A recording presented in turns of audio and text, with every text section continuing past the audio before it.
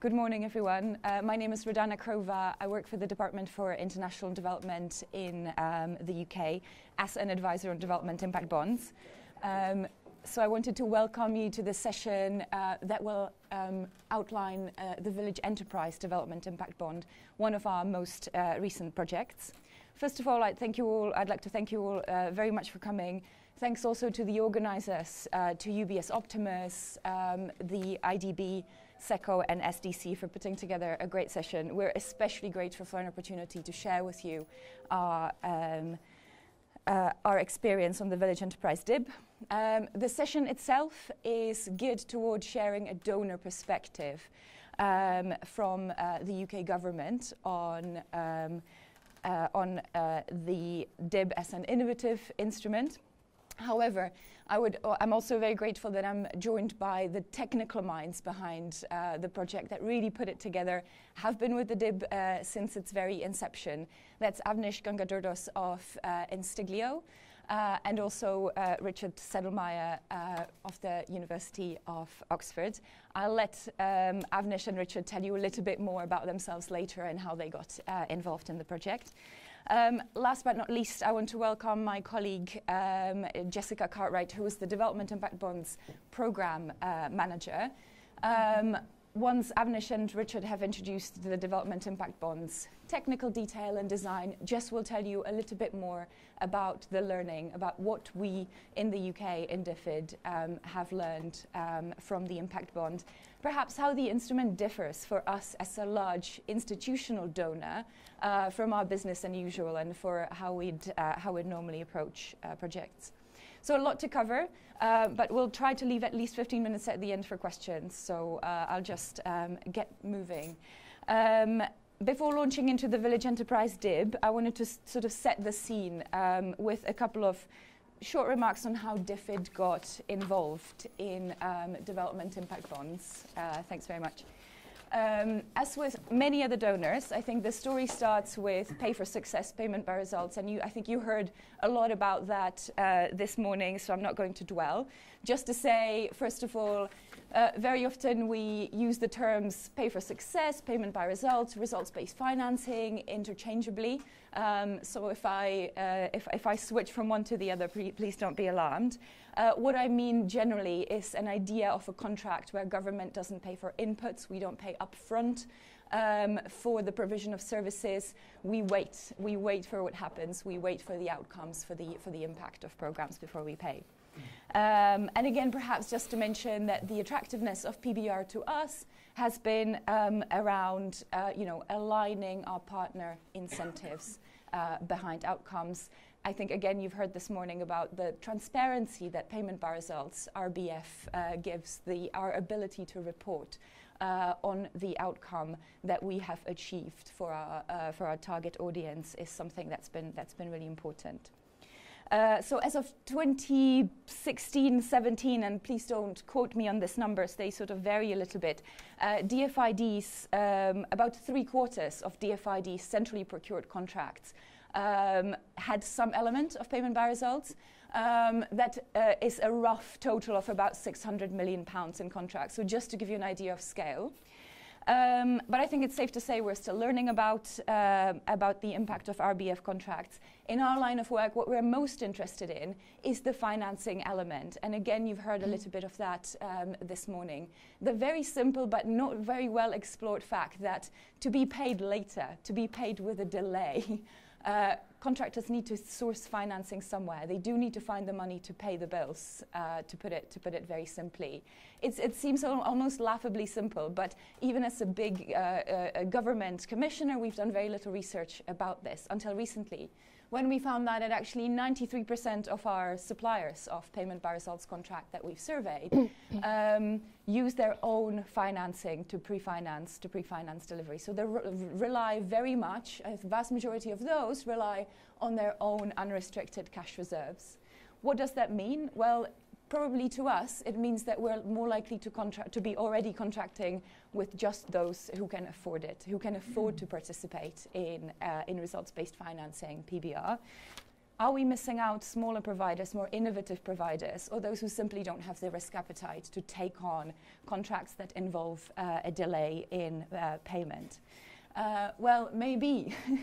That is something that we have been testing domestically in the UK through social impact bonds, of which there have been 36. I think now Toby has much more up-to-date figures. I think now up to 40-ish in the UK. So we've tested these instruments domestically, and are learning a lot about new partnerships, about the new partnership between the commissioner, the investor, and the delivery partner. However, the question remained for us in DFID: does that instrument translate well into the development context, which is often far more challenging, and where we do not know, probably don't have data that is as good, and don't have as much knowledge about how innovative finance might work. So that is why about 18 months ago, DFID has first started testing the model. We have earmarked just over £6 million for a small pilot, really with the intention of learning as to whether that UK domestic experience translates well internationally, and whether the instruments has benefit for us internationally. We've used our small budget so far to essentially participate, kind of dive right in and participate in 3 development impact bonds. Although with an initially quite small budget, you might call it more sort of dipping our toes in the water rather than any sort of diving in right away. We've been looking for projects to participate in as an outcomes funder, broadly that align with our DFID's country profile and policy direction. We're already taking a fair amount of risk, testing a new model, didn't really have the risk appetite as a donor to also shift into a completely new policy or geographic area. Also needed projects of a manageable size, something that would suit our budget. And also projects that were ready to launch, something where we could really start generating evidence right away, where we could start testing and learning right away to get that data. Which is how we came across the Village Enterprise Project, which is a small sort of micro-enterprise development project taking place in rural Kenya and Uganda. And I will now hand over to Richard Sedlmeier to tell you a bit more about that. Great, thanks so much, Radana. So myself, I work at the intersection of research and funding. I'm very interested in evidence-based policy, particularly in the domain of extreme poverty. So it turns out there's a fairly limited number of, shall we say, cookie-cutter interventions that have been tested across contexts and that seem to reduce poverty across contexts. And one that has gotten quite a lot of attention over the last few years in the experimental research community is the so-called graduation program, or the graduation approach. It's basically an integrated package of transfers and training and mentorship and a certain sort of je ne sais quoi of, empowerment that comes along with real kind of human capital and financial capital. And the basic idea is that there's multiple constraints to overcoming extreme poverty. So we're talking about rural sub-Saharan African villages, which include maybe financial constraints, but skills constraints, but also certain just internal constraints in terms of what kind of future people can imagine for themselves. And so these programs try to deliver an integrated package to overcome these constraints. And they were evaluated again and again in different contexts. And one of the most famous publications in development science over the last few years has been this paper, which is basically a meta-review of 6 of these studies. Each of those was an individual randomized controlled trial. And if you just look at what this chart shows, you might wonder, well, how can you have a negative cost-benefit ratio? How is it even possible? In one site, the point estimates turned out to be negative. But I don't want to so much get hung up on the question of how effective the program was. It's considered highly effective relative to alternatives that have been evaluated. What I want to draw your attention to is really just this extreme heterogeneity that you see here. This is essentially the same intervention. It's the same philosophy. It didn't cost the same everywhere, but it's the same basic idea. And you see that there's a huge variation in terms of the results that are achieved. And so if you're an evidence-based donor, you now have a substantial evidence base. You have to ask yourself, what do I do with that now? Is it evidence-based policy if I say, well, on average, I achieve maybe something like that, and then I'll scale that up? Is that good evidence-based policy? And it probably isn't, because you have to ask yourself, why are these results so heterogeneous? Why is there all this, why this big mess? And so one potential explanation is just that there's hidden moderating factors that you don't know what they are, certain contextual factors, one of which might be how well was this thing actually implemented. So clearly, if skills training isn't done well, then it won't work well. And it's possible that in some places it wasn't done as well as in others.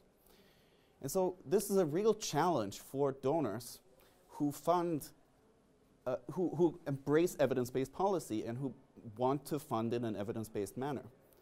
In some sense, you could say, if you now fund graduation programs and you make it large, you're really making a huge leap of faith. You have all this evidence, but you really have no idea what to expect. And in fact, you might be concerned that if quality is one of the things that explains this heterogeneity, that quality might start washing out as you get to greater and greater scale, and maybe these programs just start really working very poorly. So this is a huge problem. And the idea behind applying results-based financing to it is the idea that maybe there's a type of evidence that is not the kind of evidence that exists in the current body of knowledge, but the kind of evidence that will exist if you do a results-based financing project that allows you to not project into the future what kinds of effectiveness you have, but to retrospectively look back and say, did this work? So the idea is that if you funded these 6 sites, then probably the implementer of India would have generated the highest returns, and in a second round, gradually, through just an evolutionary process, it's reasonable to think that in results-based financing, the organizations that are capable, for whatever reason, of implementing this in a better way start getting to scale more quickly than the others. Okay, so that's the basic idea. If you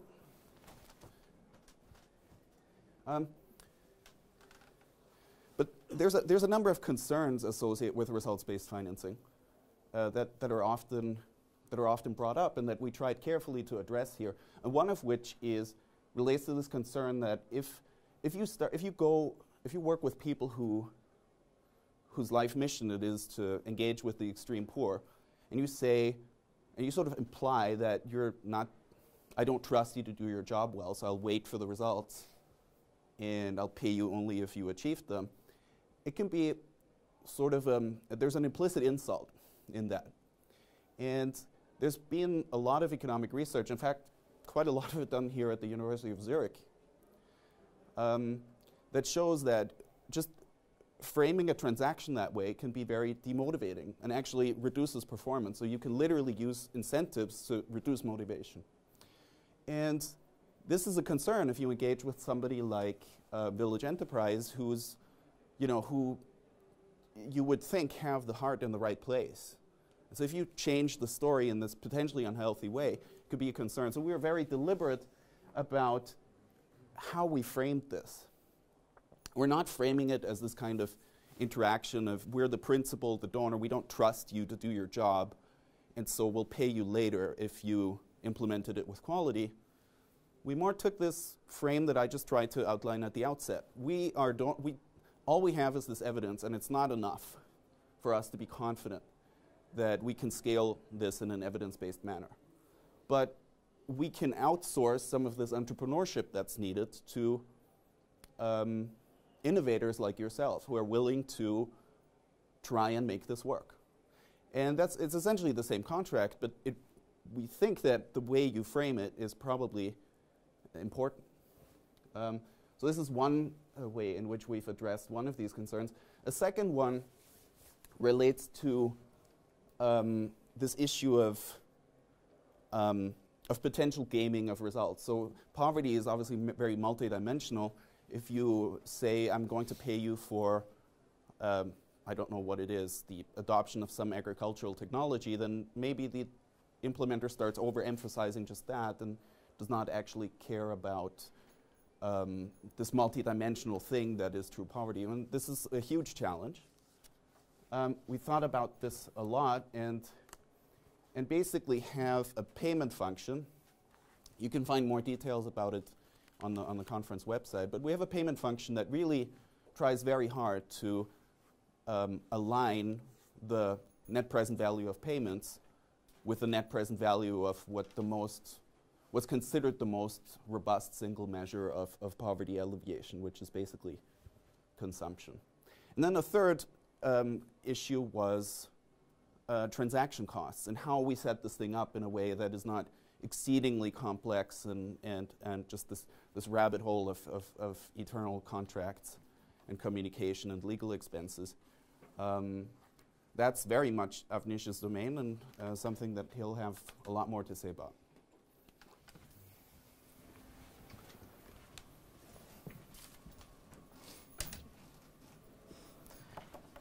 So this is what we got to in terms of simple contracting structure. But I did want to sort of take a step back and just give you this diagram to give you a sense of how this transaction has been structured, and then get back perhaps to some of the explicit decisions we make to address this issue of transaction costs, but also looking forward how to potentially scale these transactions within this outcome fund idea that you've been hearing today about. So let's just start with sort of the outcome payers. And just to take a step back, what we're really trying to do here is to kind of summarize what has been said, is to finance this program that's attempting to improve income levels of ultra-poor families.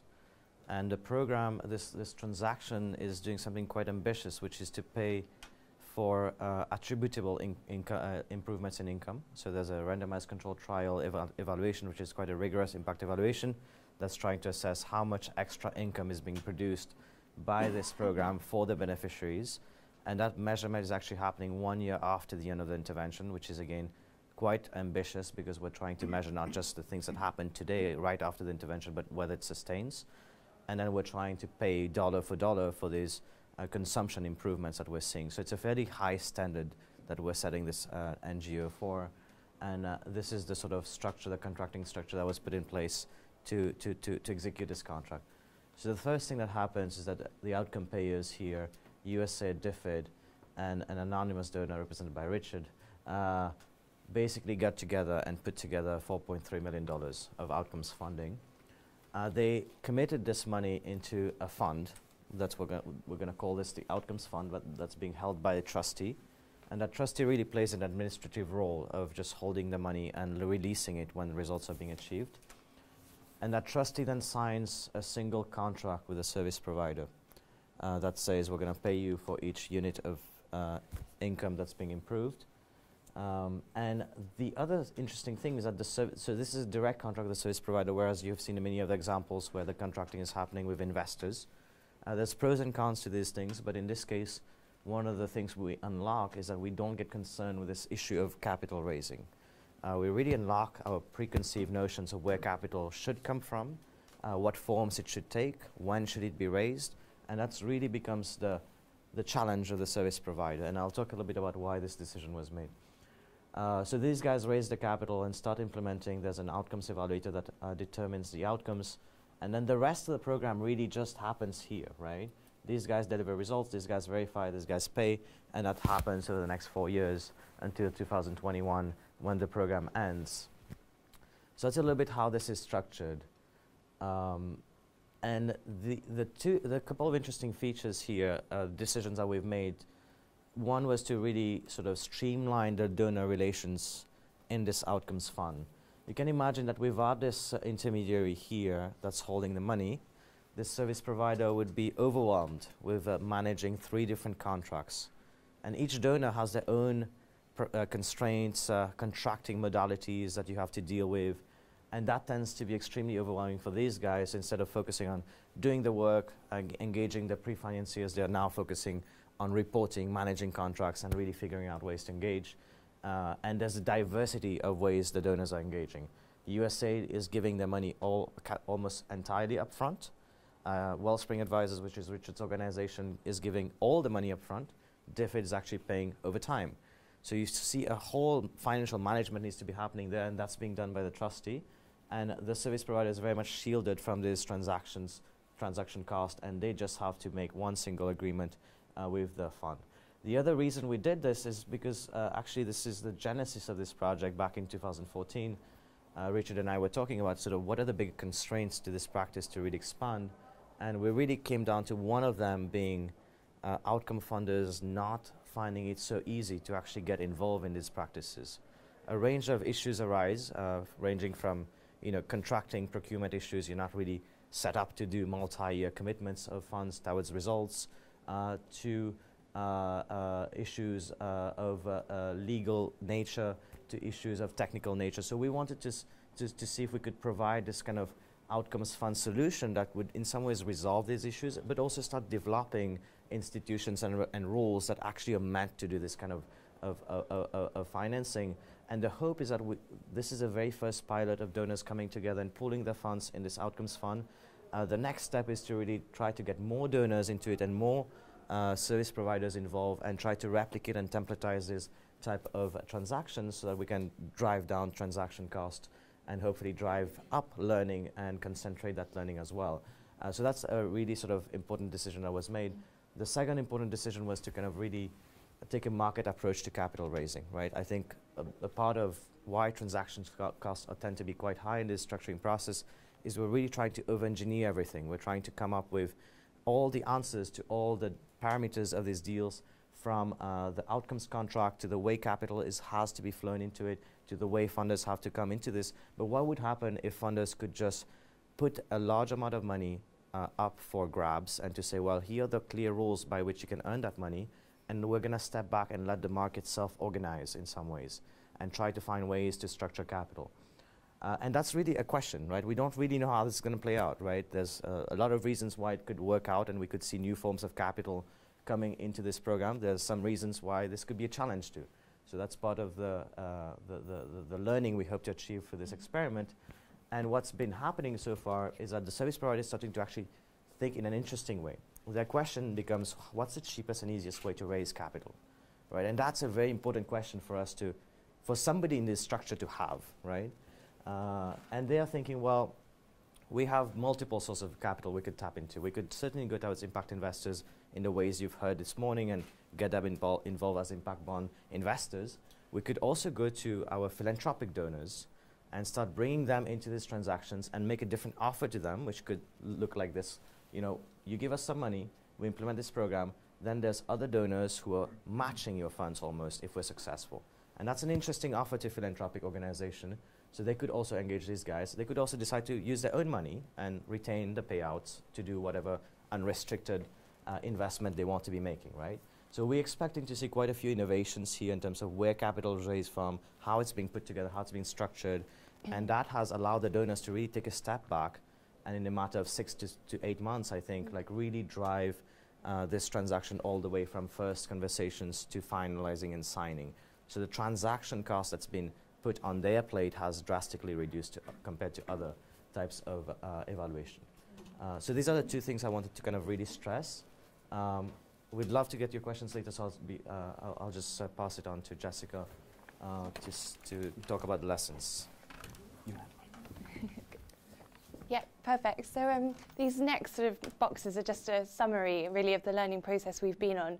It's been a very steep learning curve. I wouldn't say, I hope in a year's time I will sound as intelligent as the people on the panel this morning. I think for us it's been sort of quite a messy process getting used to how these impact bonds work, how they rub up and align with our existing processes. So it's a few captured reflections of that. So firstly, just to recap, actually a lot of what Richard and Avnish have already said. When we looked at this impact bond, we really started with the question of why is an impact bond the right model? Why is this of value for DFID? And here we had the same concerns around there's uncertainty, or firstly, increasing incomes for the very poor is really difficult. It's a complex issue. There's a lot of uncertainty over exactly which components are needed in a programme to achieve that, and to how effective it will be in each context. Exactly as Richard said, you go from one location, even one village to the next, you're having to adapt to that local context and that local market. So for us, this is a picture of visiting Village Enterprise, and you can't help but be inspired and amazed at the levels of participation that you see from people in those villages, from the business training that they get.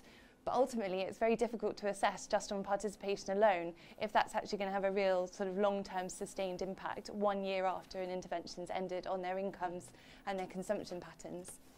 So what I really like about the DIB model was that we really had to question, like, do our current approaches enable us to get to a place where beneficiaries' lives have actually improved? And are we giving the partners on the ground the flexibility to actually learn what is working, what's not working, and actually be able to adapt day to day, remembering that they're much nearer to our clients than we are sat in development institutions in London, even in Kampala, when the projects are in rural areas of Uganda.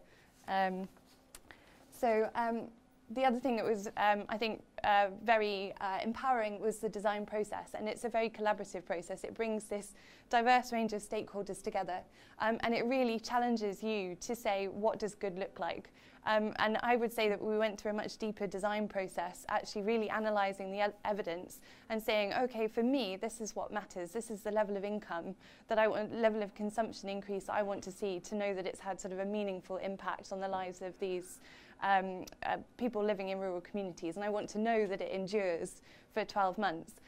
When I then looked at what comparative evidence there was, and I looked across our programmes to find out, well, how do I know what I've paid so far? How does this compare to those? There was a lack of data around that cost to impact as opposed to cost of service delivery. I think the other thing here was that we had to be, as I said, very specific about that outcome. And that meant bringing all those different stakeholders together to have a really solid discussion on how that outcome and the way that you frame it sets certain incentives.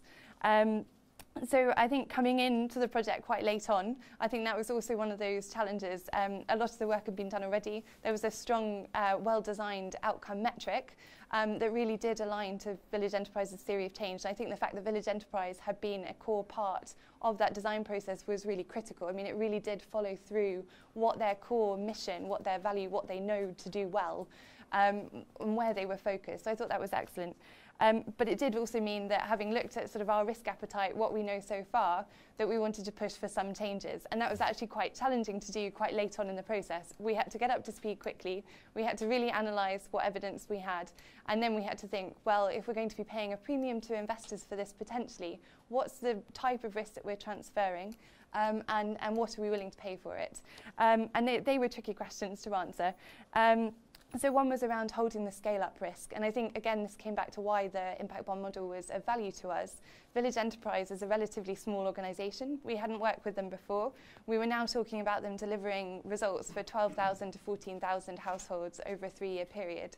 That was a significant scale-up for them into new areas.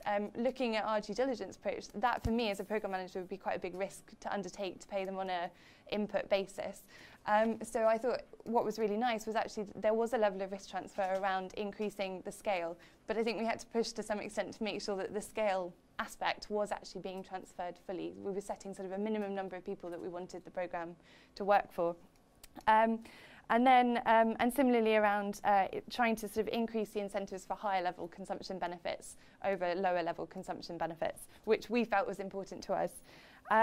So the final thing I wanted to say was, when you compare this to sort of multi-donor programs that have existed to date, it's quite often that you've got a service provider that's got several different log frames, 7 different donors to report to. And it's not completely transparent what I as DFID are asking for compared to someone else is asking for.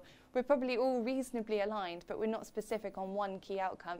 So I think it's very easy to get pulled in different directions in order to respond to those different activities that you're being asked to deliver on and you're accountable for. The other thing to mention was it was an interesting model to test with the investors not being at the table. I think it's really valuable to test that model. To some extent for us, given that there's already a bit of a data gap around how do you land on that very narrow strip for the right pricing and don't expose yourself to too much risk 3-4 years down the line that you've overpaid for outcomes, you're having to actually second guess to some extent what the investors are willing to take, what risk will they hold, which types of risk, what sort of capability might they bring to the table, what due diligence would they do as compared to what I would do, and I think that was to some extent a challenge. So I think it would be really interesting, hopefully as the market develops, to know our investors better, know what their risk appetites are. So just to add that as one of the thoughts. So the next one is, it requires a huge amount of technical expertise to design. Radana and I are not specialists in livelihoods. We've had to draw on a lot of policy expertise, and as you heard from IDB colleagues this morning, DFID is full of incredible technical people, but the first thing we had to do was bring them into this project, explain the DIB model, get them to actually turn their existing experience of running development programs on its head and say, well, we're paying for an outcome, this is the one outcome. And one really good example of that was when it came to looking at which outcome to pay for, we were thinking, okay, consumption and assets, yes, that follows the theory of change. It's a really strong alignment to the end goal of the program. But a number of advisors said, well, actually, what you should be caring about is business sustainability. We took that back, I think, to the group, and we had a lot of really constructive discussions, one of which was Village Enterprise saying, well, our experience on the ground is that these individuals, they start with one business, micro-enterprise, they diversify into another, and then into another, and each one is generating different forms of income that's more sustainable, and actually locking us into one, or incentivizing us to do one sustainable business may not be the best way to achieving increased incomes. So actually going back and saying the consumption assets is a much stronger mechanism, because not only does it reflect the goal, but it also gives this flexibility to really learn, I think was really important. And then, yeah, just the second example that I wanted to give was around the outcome measure. And here it was a real balancing act. And I think one of these questions around it's sort of a bit of a messy process. You need all your partners at the table. You need your evaluator who actually says what's measurable. When you're working in rural Uganda, there aren't data sets that you can rely on to say, okay, day by day, year on year, this is how people's incomes are changing. It's really hard to get that data. And I think it's something that hopefully in the future there will be more data, or investments will happen that make that data more available on a more regular basis. But in this case, what we were looking at was a program that was intervening with 7 different cohorts, so 7 groups of people rolling out incrementally over time. In an ideal scenario, you would measure at the end of each one, have that data ideally pay, and as a result, more cash could flow back into the program. But it's very hard to get good data when you're measuring consumption. You need a big enough sample size, and we as donors needed enough confidence that the result was real and the result was reliable in order to have confidence in paying. And similarly, the investors and Village Enterprise need to know that they're actually achieving that result. If you've got uncertainty, it actually doesn't work for anyone. So it was a real question between balancing sort of payment frequency and cash flow with a robust methodology and actually the cost of regular data collection. It does get very expensive. So we've ended up with a 2-stage payment model. So you do get some data flowing back into the program. It is more robust and it's slightly less costly, but it took a while to get there, I think. And there were a lot of key questions around robustness and the exact approach. So next slide. So I also thought it was quite useful to just reflect on Village Enterprise as a service provider. And I think what was really interesting for me going out to visit them and seeing them talk about this impact bond model and understanding their background. Their background is a sort of San Francisco-based venture philanthropy model. They've had a lot of unrestricted funding. They've been able to sort of really develop their model. They've been committed to measuring their impact, or particularly on measurement and increasingly on getting to that impact measurement. They want to scale, they need bigger sets of funding, but they also don't want to lose their integrity to this flexible model and their knowledge that you need to tailor it to each programme. Looking at future donors, there's a lot of demands that we can place on organisations. And so I think what was really good was actually seeing them say, well, how do we find a model that allows us to stick to what has worked for us, which is this sort of venture philanthropy flexible model, while securing this additional investment, and we want to be accountable. And on top of that, what they really invest in is bringing that knowledge from the real field levels. So the guy in the beginning in that workshop providing that training, feeding that knowledge in at the bottom and feeding it back through. For me, that makes them not a unique organisation, but to some extent a bit ahead of the game in terms of how much they're investing in day-to-day monitoring. And I think it also makes them quite appropriate for results-based financing or pay-for-success models. It's interesting to see how that will change, if they will get even better at that as a result of the model. It's also a good question for me. Do organisations need to be sort of results-based finance ready, or how do you build this market of providers that can grow into a space of being results-based finance ready? So I think that was a question just of service provider capability. And then the next slide is really around some of the challenges with our process. So as I said, we're grant input based. Traditionally, we have got results-based finance experience in contracts. But when it came to actually engaging in this project, we didn't have ready-made templates. Our grant structures tend to be a lot more flexible. They're not robust contract terms. They don't explicitly set out what happens if you don't deliver a result. So there was a lot of tailoring, a lot of time and effort from procurement, contracting, legal colleagues, again, bringing them into what the impact bond model was. And actually being able to use that trustee structure really did enable us to be involved in this. But at the same time, it does come with an additional cost. And on a per transaction basis, if you just look at Village Enterprise on its own, having that trustee feature, I don't need that in any of my other programs. So actually, if you look on a like-for-like basis, just at that, removing all the facts around maybe we'll get a better outcome and better value for money at the end because we know we've got the impact when we pay, it is an additional cost. But potentially, at larger scale, that cost becomes much more marginal. It also took a lot of time for GDI, who's the trustee, to get up to speed with the model. The other thing I wanted to mention was around the importance in identifying risk. And this, I think we often talk, and I think Toby mentioned actually, in the early days, your donors are transferring all this risk. In fact, we're not transferring that much risk. We are exposed on if the result doesn't happen, does look like our program's potentially failed. At the same time, we still have reputational risk, we still have safeguarding risks. A lot of our due diligence procedures still need to be done. We really tried to take a conscious approach to not just applying business as usual, but thinking, does each one of our stages need to apply? How's it relevant and what value does it add?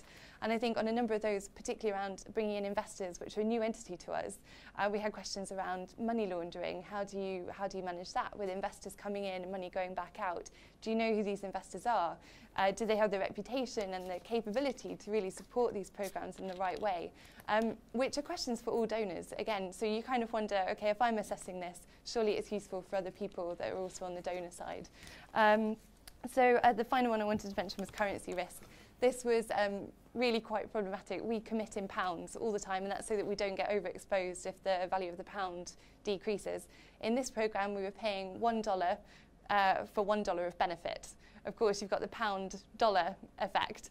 And rightly, I think the service provider said, hold on a minute, this is completely beyond our control. If the pound devalues and you're only going to pay me a pound equivalent of the dollar value, we could get severely underpaid. All our returns are lost and we can't do anything about it. We looked at hedging contracts, but they only hedged for 2 to 3 years. So, I mean, it was a really challenging issue. What DFID did in this case, and it's a one-off case, is commit in dollars. But I was very explicit that this is not what we will be able to do for the future. So I want to put currency risk out there as a key question. I think from the ICRC humanitarian impact bond example, they actually had investors that matched the donor investment. So pound investors for pound donors, Swiss francs for Swiss francs. So that helped tremendously, and I think that's a question for scale as well. How do you manage currency risk, and how do you do that sort of tactically? And then the final thing, it's a lot of time and effort. It is really intensive, but I would say it was rigorous. It was a deeper design process. And now that we're in it, we can definitely take a step back. Our value for money argument is protected by that payment mechanism. We want to be engaged. We don't want to step back completely. There's tremendous learning that will happen within this project around the black box of what works in a development program. And of course, we want to be part of that and be drawing out that learning and applying it elsewhere within our programs. And that final point around thorough due diligence and monitoring is still necessary. And while we focus on that one key outcome, we still need to monitor around the sort of the broader project activities, how they're changing, look at the broader outcomes as well, because we don't want to lose sight, I think, of co-benefits as we go about these programs. So I'll stop there. Brilliant, thank you. Thanks very much, everyone. Hopefully this was useful. Hopefully this provided a bit of an insight for you all. Sort of looking kind of under the hood of the Village Enterprise project, but also us trying to be really honest that this wasn't, somebody put it yesterday, I said, this is not a sort of plug and play model. This is not just something you can do right away. And, you know, tomorrow we decide a development impact bond. It's a process. There are compromises made on each end. It's actually, you know, still difficult for donors, still difficult for especially larger, well-established donors, where this just isn't the way we do things in DFID yet. We're trying to change that. We're trying to equip the organization and make sure that it becomes one of the ways that we deliver aid effectively. We've learned a lot through the process. We, as the DFID team, have hoped that, you know, for most of the time, these guys weren't exactly tearing their hair out when they had to, you know, jump on these calls and listen to another thing we can't quite do on the project. But hopefully that's useful learning. Hopefully it's useful to all of you into the field. I'll open up for questions now. Yes, Anne-Marie. Anne-Marie Sevchik, Program Director for Health at UBS Optimus, and think you guys have worked a lot on the maternal health tip that's been discussed, and appreciate all of the great work that goes into this model. I just have two quick questions.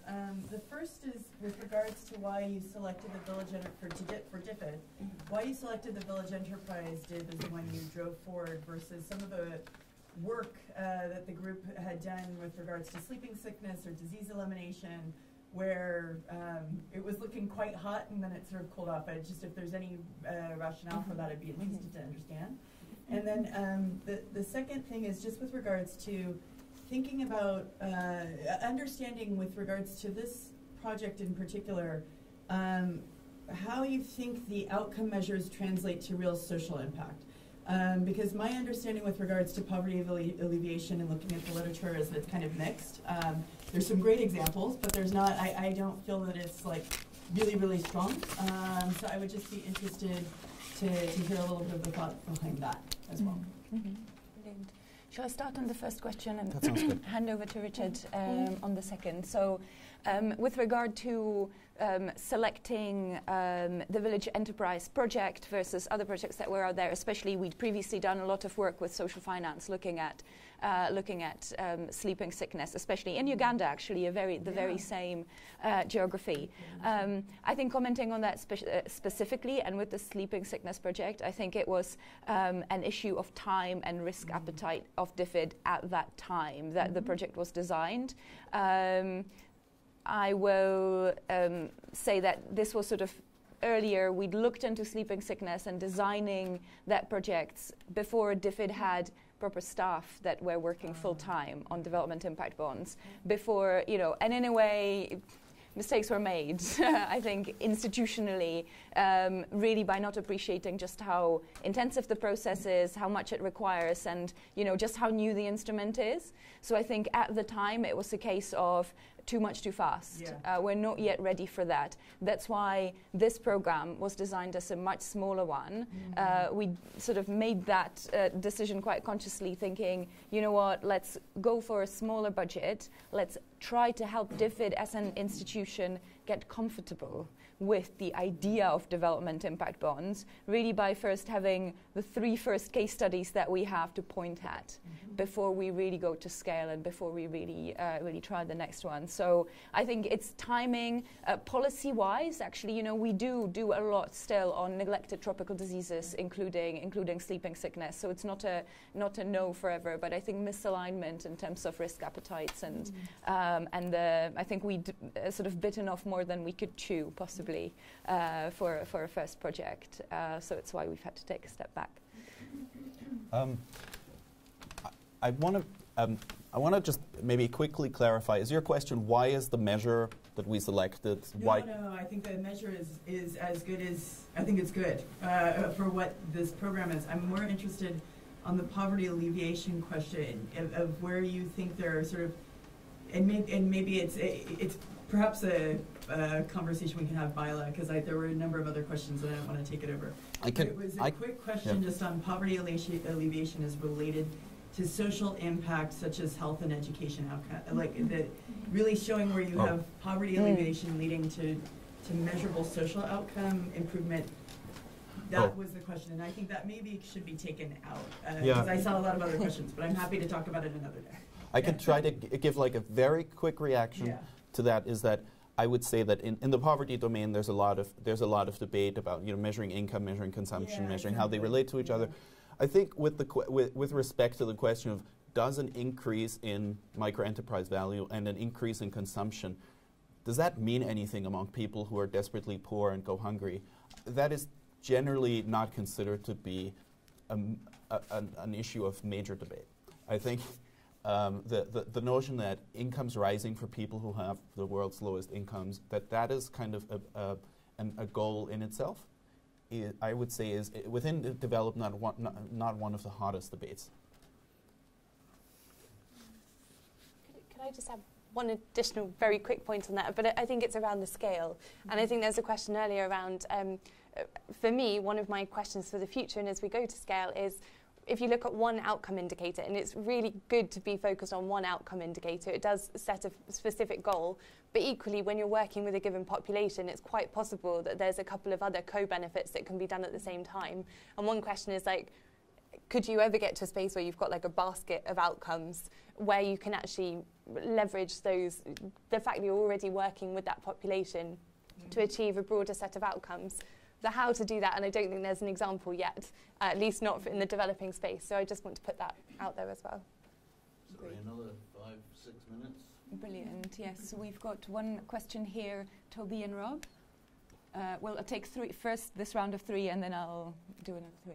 Well, I mean, I wanted to ask the question a bit more about the selection, which was why in that case, given all the other things you could do, why did you choose to focus on enterprise development as a theme, and secondly, why this particular organization in this context, and why this tool for that, right? I mean, wasn't entirely clear to me why this was the best solution for addressing the enterprise development question. And then I'll ask other questions later. Right. We were requested to repeat the questions. Yeah, I just remembered. So this was why we chose this particular project when there are sort of other projects, other organizations possibly out there. So for us, it was really a matter of kind of seizing the opportunity at the time that we were scanning the development impacts bond field, knowing we are pressured to generate evidence quickly to start looking at projects really quickly and start, participating. The development impact bonds field was actually quite small, and it didn't have many projects that were often manageable size for us and ready to launch. So it was a matter of really seizing the opportunity, knowing that this project had really started being developed by Richard together with Instiglio, knowing that this is something we can do quickly. I think in future we'll be looking at more competitive processes. We'll really look for a comprehensive assessment of where we should and shouldn't act. Toby? 2 observations, I suppose. First, I mean, this is terrific. It's a really interesting project, and I really enjoyed it. For the record, Toby said the project is terrific. No. I just want to make sure that goes on the mic. I really enjoyed it. There's sort of two thoughts. One is that whole consolidation of outcome funders into one object, I think, is absolutely necessary, and we're going to see that more and more in the international development side, particularly because the cash flows are going to be different. in different places. Secondly, this issue, we're finding the same problem, that there are a lot of investors out there, but it's a honeycomb. They've all got completely different interests. And then you work in a particular area and suddenly go, hey, we know lots of investors, but we don't happen to know anyone who wants to do this particular thing in this particular geography. And I think that's going to be a problem for the marketplace that we probably have to think about, we may need to think about together and collaborate on, just to build that community of investors, because it's, we kind of know, but really there will be a lot of people who want to invest in kangaroo mother care in Cameroon. It's great. Do we actually know exactly who? Actually, presently we don't, and it's really annoying.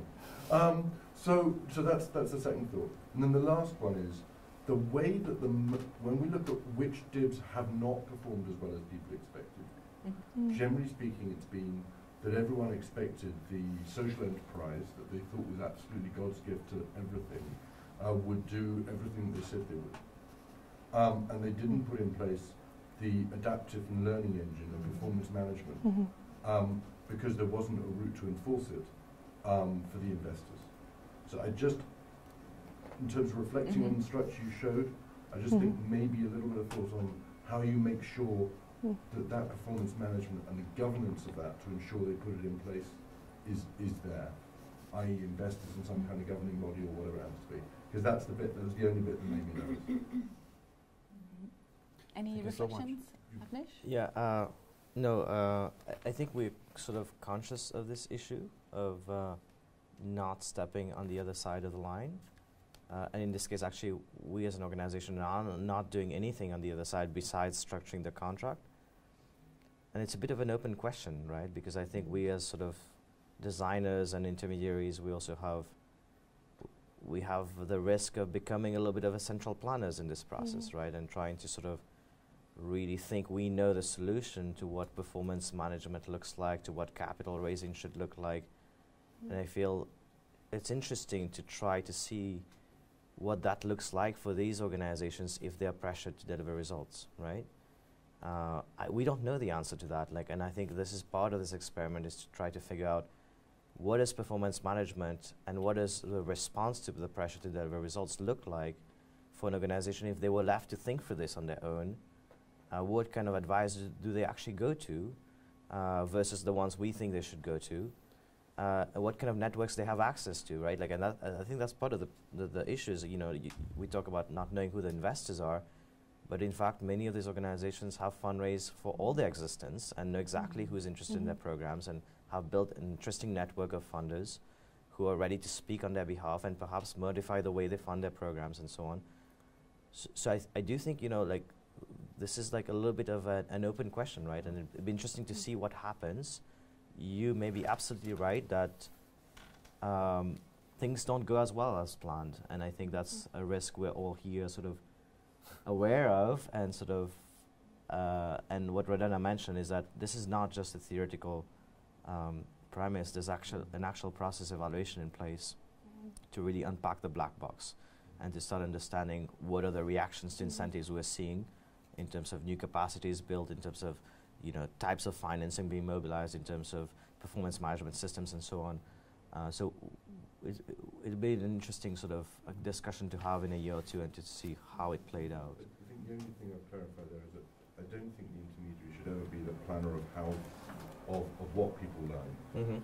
But I do think that putting the capacities to learn and due diligencing that those capacities are in place and are governed in such a way that they're forced on. Because there's a lot of the evidence-based movement thinks that once you've got an evidence base, you look it up in the book and you implement it beautifully, and then you get the results. And we found that didn't work so well. But it's an interesting, I totally agree, it's a very complex. And I think on Village Enterprise as part of your selection process and part of the, diligence we did on committing money, because also when you commit this money, you've got to have some assurance that it will get used, or else I've just allocated money that's just going to sit there, and in 5 years, 3 to 5 years time, I'll have to figure out what I'd do with it. So actually looking at their data systems, that's sort of why I would say that they're reasonably advanced in terms of what they already have as good data management systems and how much data they're collecting from the field, and how sort of the participants in their program are actually performing in their business, and mentoring on a weekly basis. maybe they won't keep all those components as the results-based finance pressure comes in. I don't know. But I think that's just one thing to reflect. From my side, it's almost like this one feels like they've got really good systems. What do you do when you want to broaden that marketplace, but not everyone has those systems there? Can we go to the very front here and then at the very back as well? Just sort of trying to build a little bit on that particular question, looking at the structure more, but looking from the investor side, the so-called investor. What kind of animal is that investor? I mean, does he really, expect financial returns? It cannot be, right? I mean, you're obviously working with certain outcomes that are essentially not reflected in financial returns, cash flows which are flowing. So. Now, how do you manage these kind of expectations? Are you saying then you would probably more expect a sort of a grant maker actually on the investor side? Or are you willing essentially from the donor side to grant a particular financial return if certain things work out? Now, how do you calculate sort of risk return expectations from the investor community? And what kind of investor community is that actually? So we're trying. So the question, to summarize, was what kind of investors are we envisioning here, and what do we expect will happen on the investor side? We've been, as Avneesh mentioned, we've been very deliberately stepping back and saying, what if we create demand for outcomes? Well, how does this market start falling into place? It's not a given that investors could not generate a return. There's basically an agreement between Village Enterprise and GDI. Village Enterprise generates strong returns. We have simulations that tell us that there's enormous risk. There's a decent chance that the payments exceed the costs. So how Village Enterprise deals with that information and how it contracts with investors is not our concern. Much like if I go to a supermarket, it's not my concern how the supermarket is financed. I care about getting value for money as a customer. So in that sense, we are very interested to see how investors will react. We're desperately hoping that investors will come in at the pace that the project needs. But on the donor side, we don't consider it our responsibility. We consider it our responsibility to think about what is an appropriate demand for outcomes. And we have reason to believe that there are organizations out there, such as Village Enterprise, who can generate results that are so strong that there is an investment case. Okay, you've got about a couple of minutes, but results verification. From the start that there would be investors at the end at some point? I mean, so that was clear from the start that whoever it is, the service provider will go out and search for investors, right? They wouldn't just pre-finance through their own funds. It was clear that they would try to seek investors. They're too small to pre-finance through their ongoing general operations, but it's not. Potentially, they could raise grant funding based on the story that there's now this demand. We've got 1 minute left. So as on the slide of the investment proposition, it's worth looking at the humanitarian impact bond and the financial structuring of that, not least the risk mitigation for investors that's provided by the outcome funds. So it's a very different instrument. I'll say that again, it's a very different set of players, not least because it's ICRC, big, as opposed to Village Enterprise tiny, but it's worth looking at other structures to see the proposition is real for investors, including institutional investors. So it is. That wasn't my point. Okay. Question actually, Jessica. Around outcome pricing. So, Richard, if I understood well, the NPV of outcome payments in this structure is a function of the NPV of incremental consumption, which in turn is a proxy for increases income, right? That's right. In terms of the pricing of that outcome, that's quite different from what you see in some other impact bonds where you start with the cost base of the interventions and say, well, this is the cost, and on top of that, then there's a kind of return, and this is what we're going to pay. So kind of a cost-plus approach. This is a very different approach, which in some ways it's even better to think about the kind of inherent or intrinsic value of doing this, as opposed to sort of bean counting up from costs. As you, Radana, take this from 3 planets to, I'm confident of 30 impact bonds by the end of the year, right, Radana? But as this mainstreams have been differed, do you have any kind of thoughts about that outcome pricing and can you do this approach again, or is that unique to this particular situation? Other situations where you need to flip to thinking about costs more. So ready to summarize? Yes. One last answer briefly. So this was around outcome pricing, and this is a different model from what we've seen before around the cost plus model. This is actually taking what value do we price that outcome as and being willing to pay that. And honestly, this was one of the bits, I think you'll probably all agree, I struggled with the most. What was quite interesting was that we had good cost data actually on what Village Enterprise's current performance costs were, and we had some data around how much impact they got. So we already had a bit of cost effectiveness data. So that kind of landed us in a zone, and if I looked optimistically at all the probability, you can see those returns, and I was like, well, if they're going to get those returns, should I be paying this much money? And it was really hard, like really, I had to really shift my mindset. But what was interesting was that we don't yet know, the evidence, we don't yet know that that exact range of inputs are necessary. It's quite possible, given that we're asking them, we're incentivizing them to achieve higher consumption benefits. Like, there is a good incentive for them to go to do more, to achieve higher benefits, that they perhaps have to invest a bit more, they have to take different risk. And if we went on a cost plus model, are we incentivizing that cost effectiveness in the right way? So for me, we've got the ICRC HIB, that's one experiment, very different structure, very different pricing model. Village Enterprise, very different from the nature of the organisation, the nature of the pricing, structuring. So I think for me, really two great examples to learn from to inform any future work we do. So we really need to get up. Thank you so much for attending. Thank you so much for coming. If there are any more questions, feel absolutely free to approach us over lunch. We'll be happy to share.